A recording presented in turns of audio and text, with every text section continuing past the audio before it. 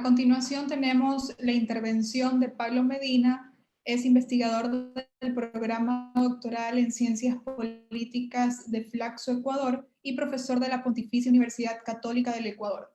Es licenciado en Negocios e Intercambios Internacionales por la Pontificia Universidad Católica del Ecuador, maestro en Relaciones Internacionales por la Universidad Andina Simón Bolívar, maestro en Administración Pública por la Universidad Católica de Lovaina y candidato a doctor en Ciencias Políticas por Flaxo, Ecuador. ¿Quién presentará la ponencia Control Político Parlamentario, la Facultad de Fiscalización de los Parlamentos? Agradecemos a Pablo Medina. Muchísimas gracias. No sé si se me escucha correctamente. Sí, se te escucha, estimado Pablo. Perfecto. Entonces voy a compartir una pequeña presentación. Antes que nada, saludarles, muy buenas tardes y agradecer la invitación. Para mí siempre es un privilegio poder participar en eventos de la primera función del Estado y voy a hablar justamente de por qué es y creo que es importante recordar que es la primera función del Estado. Así que mi agradecimiento a la Asamblea en la persona de su presidente, pero también de Lidia, que tuvo la gentileza de invitarme. Y antes de comenzar con la presentación, yo creo que hay que hacer dos puntualizaciones que me parece que son importantes. La primera es que no soy abogado, ni mucho menos un constitucionalista, y mi formación es de politólogo. Entonces, la presentación que voy a hacer, si bien tiene referencias, por supuesto, a la teoría del derecho, es principalmente una visión desde la ciencia política. Y la segunda puntualización que quiero hacer es que dada la amplitud y diferentes características del público que está atendiendo esta charla, está orientada de tal forma que vamos a hacer una revisión de conceptos muy comunes, muy elementales, muy de base frente a la construcción del Estado, que para muchas personas pueden resultar obvios o incluso aburridos, y poco a poco vamos a ir avanzando finalmente para terminar en una visión más desde la ciencia política, con el objetivo de que la presentación pueda ofrecer datos de interés para todas las personas que nos están escuchando. Entonces, ¿con qué quiero partir? Voy a dividir la presentación básicamente en dos cosas. La segunda es mucho más pequeña y es mucho más de ciencia política, que es la fiscalización y la democracia. Y en la primera parte que voy a intentar desarrollar más es aquella que tiene que ver con el control político. Y sobre el control político, en aquello que me voy a quedar, me voy a demorar un poco, es en qué es y qué no es el control político. Entonces, para ello, lo primero que quiero hacer es partir de una frase que es muy común en la ciencia, en la teoría política, en la filosofía política, que viene de los federalistas, de estos documentos que se publicaron en Estados Unidos, cuando se redactaba, cuando se discutía en ese entonces la que sería la primera constitución de una república como las conocemos hoy en día. Y esta es una frase de Madison que decía que la acumulación de todos los poderes, legislativo, ejecutivo, judicial, en las mismas manos, sea de uno, de unos pocos o incluso de muchos, esto es importante, y sea hereditario, autodesignado o electo, es justamente la definición de la tiranía. ¿Y por qué me gusta esta frase? Porque aquí resalto el que está hablando también de que puede estar en manos de muchos y estos muchos pueden ser electos. Y aún así, si todos los poderes están en sus manos, estamos hablando de una tiranía. Nuestra constitución y la de los países latinoamericanos en general busca la democracia. Entonces, ya voy a profundizar un poco sobre este tema. Y para ello, una base fundamental es la del control político. Es decir, que no todo el poder, el legislativo, ejecutivo y judicial, se concentre en un solo grupo o en una sola persona. El que no se concentre implica que se va a distribuir, y esa distribución tiene que ver con el control político. Pero antes de profundizar más en qué es el control político, a mí me parece que es importante empezar por lo negativo, es decir, qué no es el control político. Y el control político, para comenzar, al menos hoy en día, no es el control constitucional, no estrictamente. A ver, el control político, como se concibió en un comienzo, es el control de la administración de la polis, la administración de lo público. Y la administración de lo público se dividió en varios organismos para que estos organismos puedan, por una parte, controlarse los unos a los otros y observar que cada uno de ellos cumpla con aquello que le ha sido encargado de acuerdo a las leyes y constitución, es decir, de acuerdo a la normativa vigente. Ahora, visto así, en términos generales, todo es político. Incluso el control judicial, administrativo, el control constitucional es político. Pero a lo que nos vamos a ceñir cuando entendamos el control político, y ya voy a ir a qué es estrictamente aquello que se deriva de la responsabilidad política. El control constitucional, por lo tanto, no entraría en esta definición porque de acuerdo al ordenamiento institucional de nuestro país, el control constitucional tiene un órgano específico que se encarga de ello, que es la Corte Constitucional. El control político tampoco es un control de cuentas.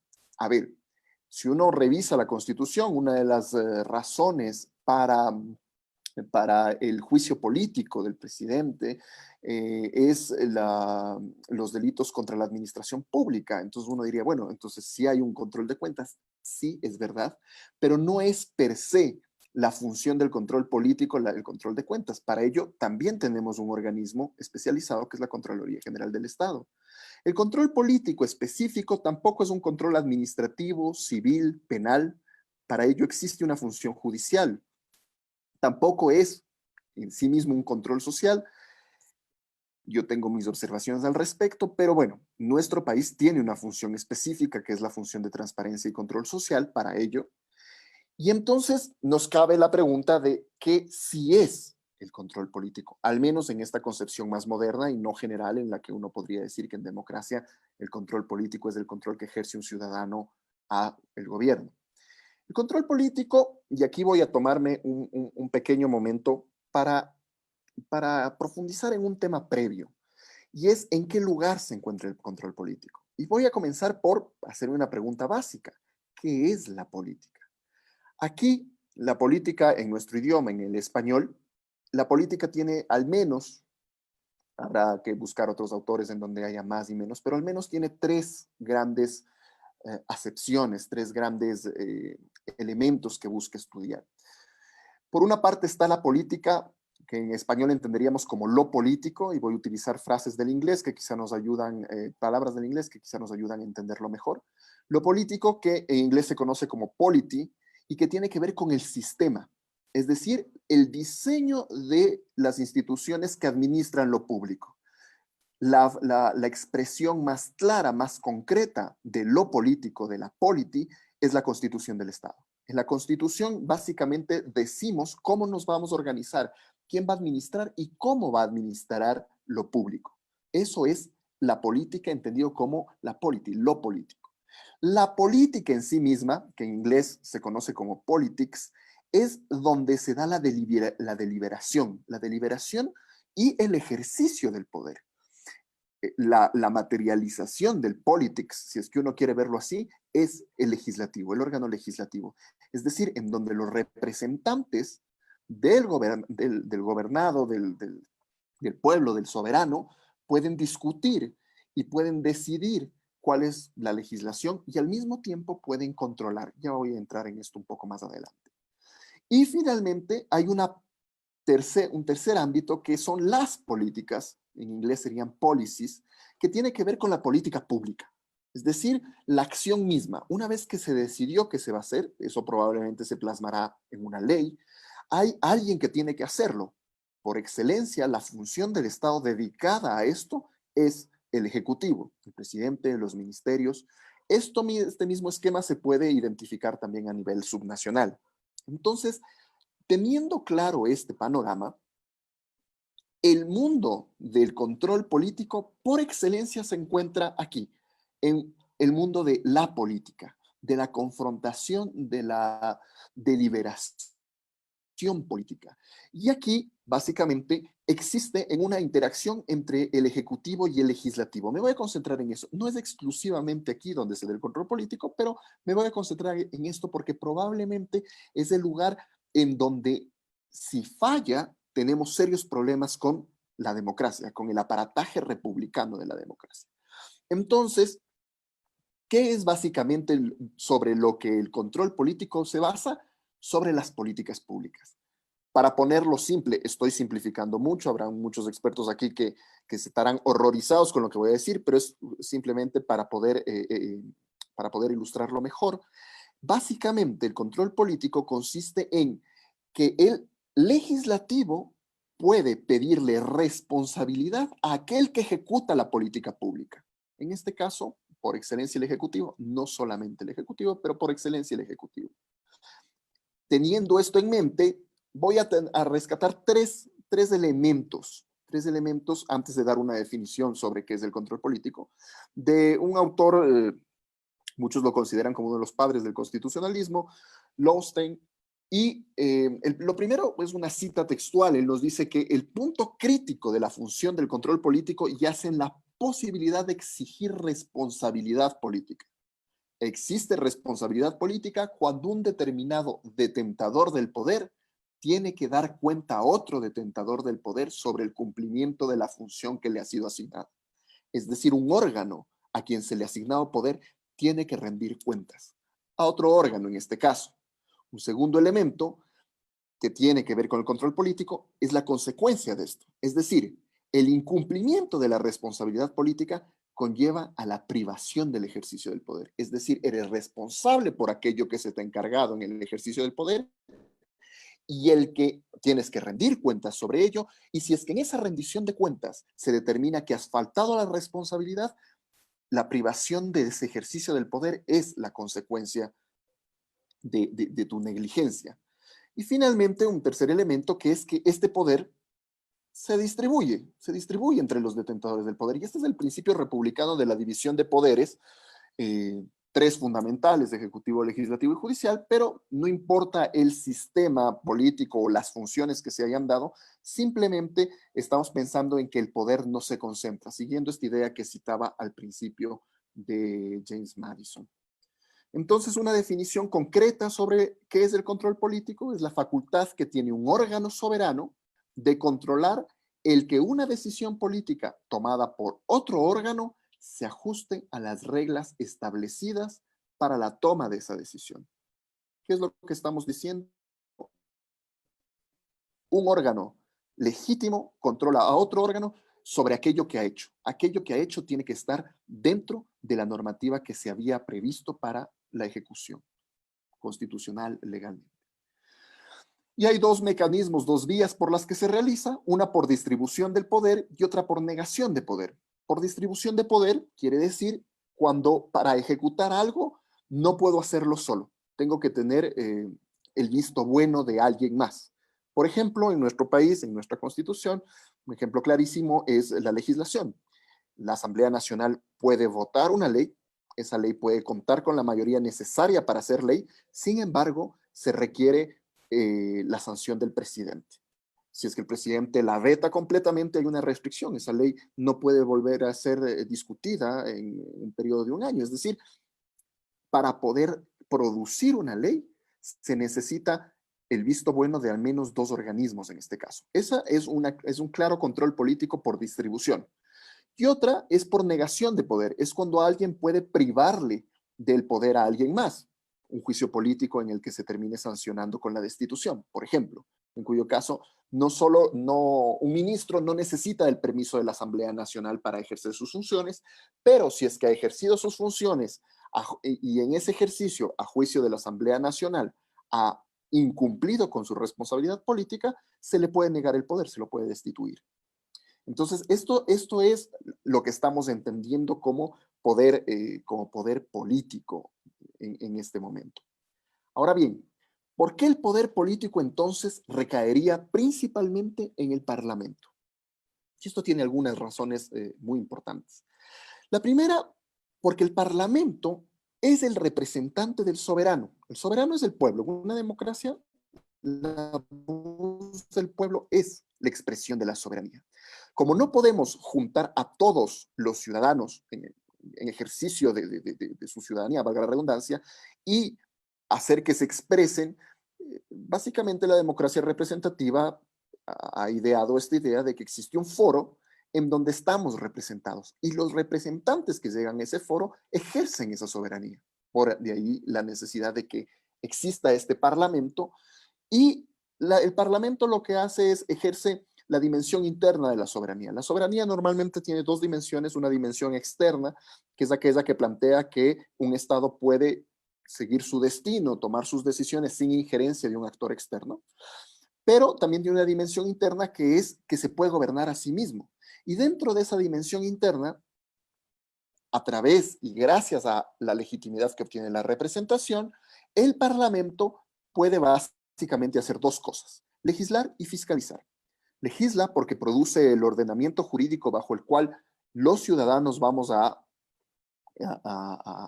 funcionar, a vivir, a coexistir. Y por otra parte, tiene la función de legislar, perdón, de fiscalizar, es decir, de hacer control político, de asegurarse que una vez que ha decidido cómo los ciudadanos vamos a operar, el resto de órganos del Estado implemente esa decisión. Si es que tiene que hacerlo a través de política pública, tendrá que controlar que en efecto la función ejecutiva esté cumpliendo con sus labores, etc. Ahora bien, como les mencionaba, puede hacer esto gracias a que cuenta con una legitimidad de origen. Esta legitimidad de origen proviene del voto, es decir, son los representantes del soberano, son los representantes del pueblo. Y aquí me voy a detener un momento a una discusión que es interesante, no voy a profundizar mucho porque quizá no venga al caso, pero me parece de todas maneras importante plantearla, que es cómo esa soberanía se expresa en dos tipos de regímenes absolutamente distintos, el parlamentario y el presidencialismo. En los parlamentarismos el control político es constante y es directo. ¿Por qué? Porque en el parlamentarismo solo existe un poder con legitimidad de origen, el parlamento. Es decir, los ciudadanos solo votan y le entregan la legitimidad de origen a un cuerpo colegiado que es el Parlamento. Y es del Parlamento de donde se desprende el Ejecutivo, es decir, quien va a plasmar la política pública. Por ello, el Ejecutivo depende constantemente del Parlamento y esto tiene unas expresiones muy claras. Por ejemplo, el que en los parlamentarismos, casi siempre, en casi todos los parlamentarismos modernos, existen espacios destinados periódicamente, casi siempre a nivel semanal, en donde el Ejecutivo se sienta a explicar lo que está haciendo el Parlamento. No solo ello, el Ejecutivo depende del Parlamento. Si el Parlamento decide que ya no confía en el Ejecutivo es destituido. Y esto no necesariamente lleva a otras elecciones. El Ejecutivo puede ser reemplazado sin ir a elecciones, sin ir a preguntarle al soberano, al pueblo, si es que está o no de acuerdo, porque el Parlamento cuenta con esa legitimidad. Ahora bien, ¿cuál es la diferencia con el presidencialismo? El presidencialismo lo tenemos, todos los países latinoamericanos somos presidencialistas en América en general, en América continental, salvo los casos de Canadá, Surinam, me parece, el resto somos presidencialismos. Y en el presidencialismo tenemos una característica interesante, compleja, que es que no solo el Parlamento goza de legitimidad de origen, sino también el Ejecutivo. El presidente es electo por voto popular, por lo tanto el presidente también tiene esa legitimidad de origen. Y esto complejiza el control político, porque así como el Parlamento puede exigirle cuentas al presidente, el presidente también puede alegar que él también es representante de la voz del pueblo, él también ha sido electo, él también tiene un electorado detrás. Y esto es particularmente complicado y complejo cuando se dan regímenes como el ecuatoriano, en donde la mayoría de las legislaturas, al menos desde el retorno a la democracia en el 78 hasta la fecha, la mayoría de las legislaturas han tenido, el presidente no ha contado con una mayoría del partido ahí. Entonces, normalmente uno entendería que va a haber un mayor control político si es que la mayoría del Parlamento es de oposición. Esto, hay varios estudios que dicen que en el Ecuador de todas maneras ha permitido la gobernabilidad y no siempre el control político se ha dado, pese a que intuitivamente uno creería que con estas características sería lo que uno podría esperar en el caso ecuatoriano. Ahora bien, el control político en la práctica implica algunas cosas. Voy a resumirlo burdamente, hay muchas otras particularidades, pero básicamente tenemos dos formas de control: un control preventivo, en donde está todos los mecanismos que implican solicitud de informes, sea de forma presencial, sea de forma escrita, y incluye la convocatoria para hacer preguntas, de la capacidad que tiene, en algunos casos, algunos parlamentos tienen la capacidad de obligar a funcionarios del Ejecutivo a sentarse y a dar explicaciones. En otros casos no puede obligarles, solo los puede invitar, pero puede hacerles preguntas que ellos están obligados a responder. Hay diferentes mecanismos, diferentes rangos, pero esto es el control preventivo, es básicamente lo que está haciendo el Parlamento para saber si es que en efecto se está cumpliendo aquello que legalmente debería estarse cumpliendo.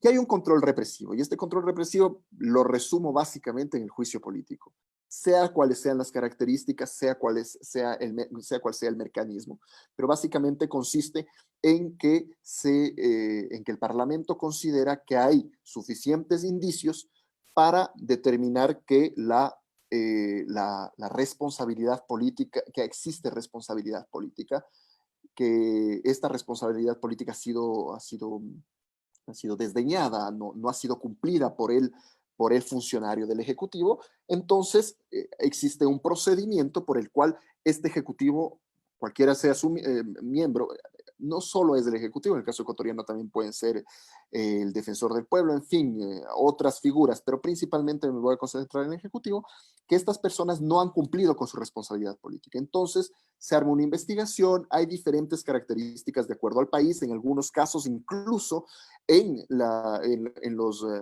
los países en donde existen sistemas bicamerales, normalmente es una cámara la que comienza el proceso del juicio político y es otra cámara la que juzga. En algunos casos incluso la presidencia de la cámara que está juzgando es asumida no por un legislador, sino por el presidente de la función judicial. Es decir, existen diferentes formas de hacerlo, pero finalmente lo que está haciendo es determinando si hubo una falta de responsabilidad y si es que merece una sanción. La sanción más fuerte normalmente, en términos de responsabilidad política, es la destitución del cargo, por supuesto.